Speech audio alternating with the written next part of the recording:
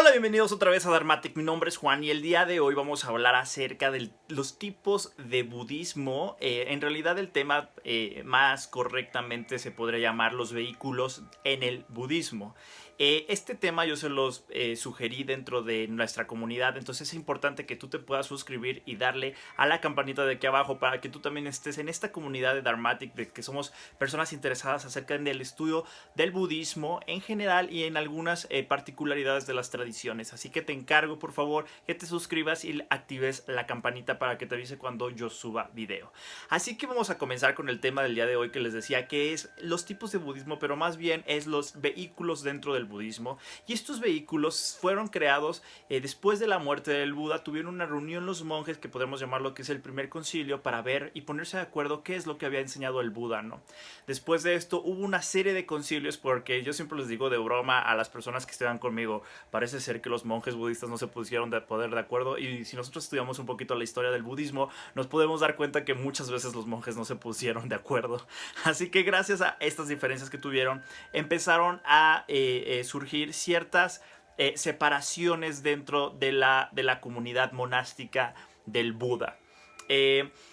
Realmente vamos a hablar de los tres vehículos generales. No vamos a entrar mucho de detalle a la historia. Básicamente lo que quiero hacer es que tú conozcas de forma general estos vehículos y cuáles son sus diferencias fundamentales entre ellas. Tenemos el primer vehículo, que justamente es el vehículo de los Nikayas. De hecho es mal llamado Hinayana. Hinayana es un término que nosotros nos vamos a poder encontrar muy seguido en la literatura budista, pero en realidad es un término despectivo. Entonces hay que evitar este tipo de términos, y nos podemos referir a ellos como la escuela de los ancianos, o la escuela o el vehículo de los Nikayas.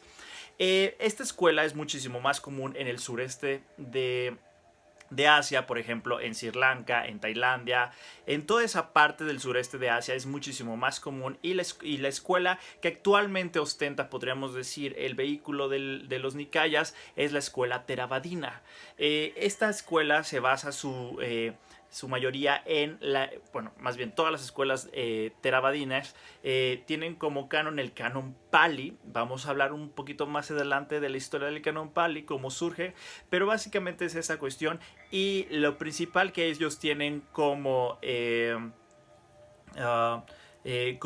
objetivo es justamente la liberación, que le llamamos de un Arhat, que es esa persona que ha eliminado la raíz del sufrimiento. Se le conoce como una especie de liberación individual, ¿no? Que esto hace su diferencia al segundo vehículo. Esto es importante. Entonces nosotros ya hablamos acerca del vehículo de los Nikayas, mal llamado Hinayana. Hay que recordar que no hay que tratar de usar este término porque sí es algo despectivo. Su base es el canon Pali, tiene como camino la liberación individual, que lo podemos llamar como el objetivo del Arhat, de las cuales van a tratar de ver los primeros discursos del Buda, o los que corresponden justamente a los discursos más, algo que le llaman en la literatura budista como los discursos primarios del Buda, ¿no? En el segundo vehículo tenemos justamente el vehículo Mahayana. Este vehículo Mahayana, Mahayana significa el vehículo amplio o el vehículo grande.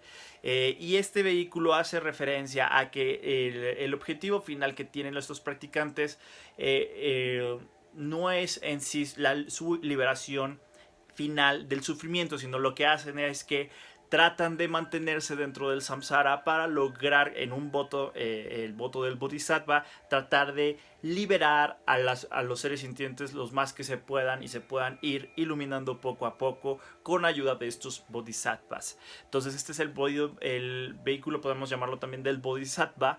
Este vehículo tiene la particularidad de que tiene básicamente las escuelas que crearon fueron bastantes, ¿no? Aquí nos podemos encontrar las escuelas, por ejemplo, del budismo chino, nos podemos encontrar las más populares, por ejemplo, el Chan o el Zen, que Chan es de China, el Zen es la versión que pasó en Japón. Podemos encontrar también algunas escuelas laicas, por ejemplo, el budismo Nichiren, por ejemplo, también tenemos la comunidad budista Triratna, se basan en este vehículo, que esos ya son movimientos más contemporáneos y más laicos, ¿no? Dentro del propio vehículo Mahayana, hay que recordar que el vehículo Mahayana se crea un poquito con un movimiento religioso de lo que es el budismo. Algunos de los textos que yo he leído incluso ven al Mahayana como comienzo de una forma nueva de escribir los discursos del Buda. Este discurso históricamente hizo contrapeso a la ortodoxia que se tenía del vehículo de los ancianos o de los nikayas, porque históricamente estos, podríamos decirlo, que los nikayas tenían un poquito más una visión ortodoxa del budismo. Querían que las enseñanzas del Buda se quedaran dentro de los monasterios, y lo que vino a hacer un poquito el Mahayana es involucrar a otras personas, por ejemplo, los comerciantes, a los reyes, al propio laicado en la participación de la práctica del budismo, más allá solamente de darle dinero a los monjes, sino una cuestión más participativa. Por eso es que el budismo Mahayana tuvo que, en cierta manera, religiosinarse, por llamarlo así, y hubo una creación muy importante de una cosmología muy rica en simbología y toda esa cuestión. Muchos de los budólogos dicen que el Mahayana en sí hace que el budismo sea una religión, la adopta con estas estructuras religiosas, y de la cual se desprenden todas estas escuelas que les digo. Dentro del budismo, del vehículo Mahayana, podremos decirlo que nace un vehículo, y que justamente es el vehículo Vajrayana o el vehículo del Tantra, el Tantrayana. Este vehículo se le conoce como el vehículo del diamante porque es su promesa es la liberación del sufrimiento o la iluminación bastante rápido. Es como un super rayo, el cual a través de su propia técnica va a tratar de iluminarte, ¿no? Este vehículo podríamos hablar que son de las escuelas más esotéricas dentro del budismo.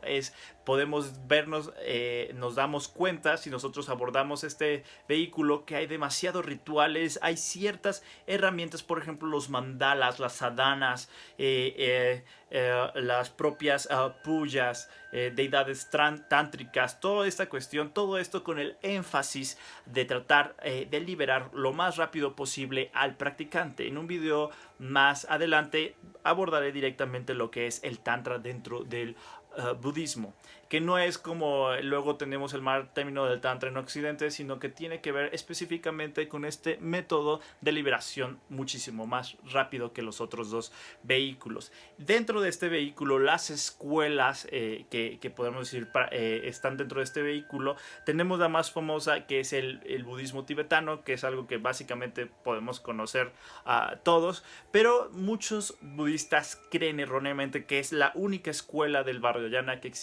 es escuelas del Vajrayana, los del tibetano, y claro que no es así, sino que sí existen otras escuelas, por ejemplo las japonesas, que es el Shingon y el Mikyo, que más o menos ellas también son parte de este vehículo, ¿no?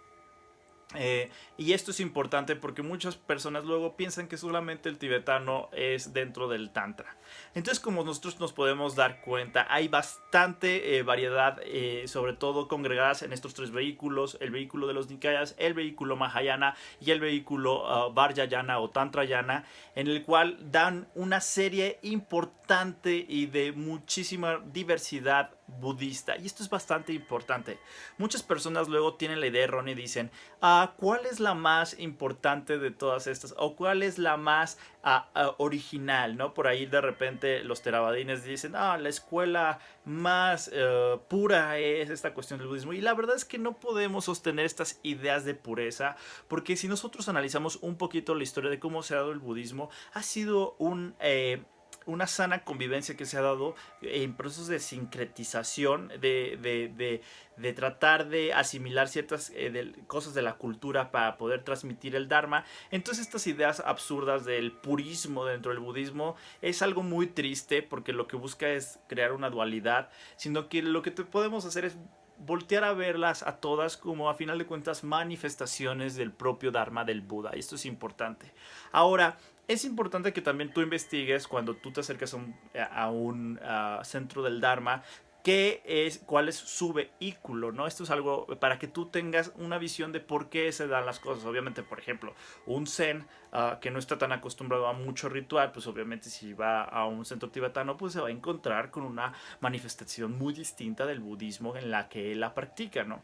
Entonces no se tienen que asustar ni escandalizar ni decir eso no es budismo y esto sí es budismo, esto sí es budismo, esto no es budismo. No se trata de hacer sectarismo aquí, lo que importa y lo que a final de cuentas ha financiado el budismo como una de las prácticas más armónicas que existen es esta comunión entre todas sus vertientes. Esto es algo muy, muy padre, que históricamente, mientras que por ejemplo se desarrollaba el Mahayana, incluso los maestros que iban desarrollando el Mahayana convivían dentro de los monasterios de los Nikayas y no había ningún problema, convivían con esa misma persona y no hay ningún problema que se estaba gestando otra nueva forma de abordar la enseñanza del Buda. Y esto nosotros como laicos lo tenemos también que replicar, no solamente los maestros monásticos, sino también nosotros. Es muy bonito, por ejemplo, ver al Dalai Lama dentro de un templo budista zen. O por ejemplo ver maestros zen dentro de haciendo postraciones frente a una estupa del tibetano. Entonces es importante esta armonía que se continúe y que nosotros no creamos esta división.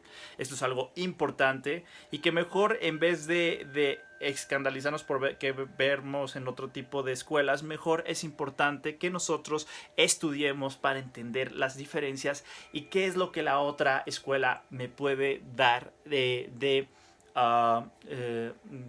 me puede dar como un plus a mi propia práctica dentro de mi propia escuela. Y esto es el mensaje que quiero que ustedes se queden. No es que les recomiende una más o menos. Por ejemplo, yo en mi caso inicié dentro de una escuela tibetana que es la Gelupa, que es la misma escuela que el del Dalai Lama. Sin embargo, la verdad, yo disfruto mucho, por ejemplo, actualmente el estudio del Canon Pali. Específicamente también, por ejemplo, el Satipatthana Sutta, que tiene que ver con la cuestión de las meditativas. Estoy también muy interesado en el estudio, por ejemplo, de algunos maestros zen que son magníficos expositores del Dharma. Entonces, poco a poco ahí voy nutriendo mi práctica. Sí, sí es cierto que es importante, que se recomienda que en un inicio podamos tener una tradición base para ir más o menos entendiendo la base de enseñanza del budismo y luego poder decidir si nosotros vamos a seguir dentro de ese tipo de cosas o al final de la tradición, o ampliar un poco nuestro aspecto e ir estudiando de las otras escuelas para tener una percepción más rica dentro de nuestra práctica. Recuerden que el budismo no es una cuestión de filiación, sino es una cuestión de práctica, y nosotros mismos vamos forjando lo que necesitamos para nuestra propia práctica. Este tema es bastante amplio. Lo importante que yo quiero que tú te quedes con esto es esa cuestión de la no discriminación o no división de las otras escuelas, y que te quedes también con esta división de los tres vehículos y cada una de sus diferencias que se tienen, ¿no? Si tienes alguna duda, coméntamela aquí abajo. Es importante que se dé este diálogo contigo y conmigo para nosotros podernos nutrir de estas enseñanzas. Y pues si a alguien le interesa este video de tus amigos, pues compárteselo. Si hay algo que quieras aumentar o corregirme, con mucho gusto aquí abajo coméntalo. Y pues nada, esto fue todo el video del día de hoy. Y pues no me voy sin antes decirte que Buddha bless.